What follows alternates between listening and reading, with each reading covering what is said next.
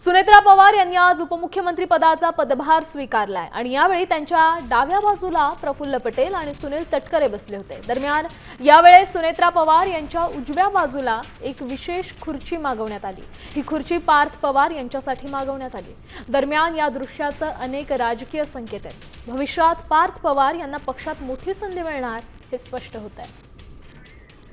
या संदर्भात अधिकची माहिती देत आहेत आपले प्रतिनिधी गणेश कवडे। गणेश, काय सांगाल, हे सूचक म्हणता येईल का? कारण सुनेत्रा पवार यांच्या बाजूलाच पार्थ पवारांसाठी खुर्ची ठेवण्यात आली।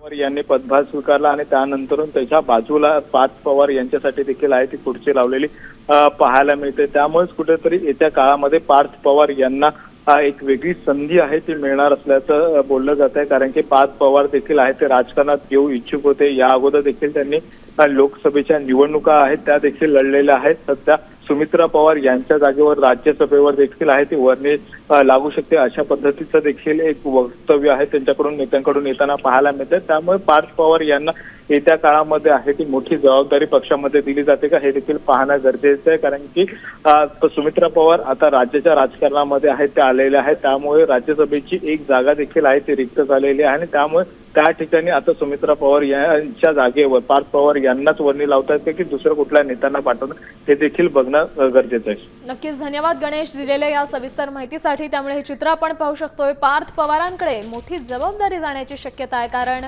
ज्या दृश्यांमध्ये आपण पाहू शकतोय सुनेत्रा पवार यांच्या अगदी बाजूलाच पार्थ पवार यांच्यासाठी खुर्ची देण्यात आली।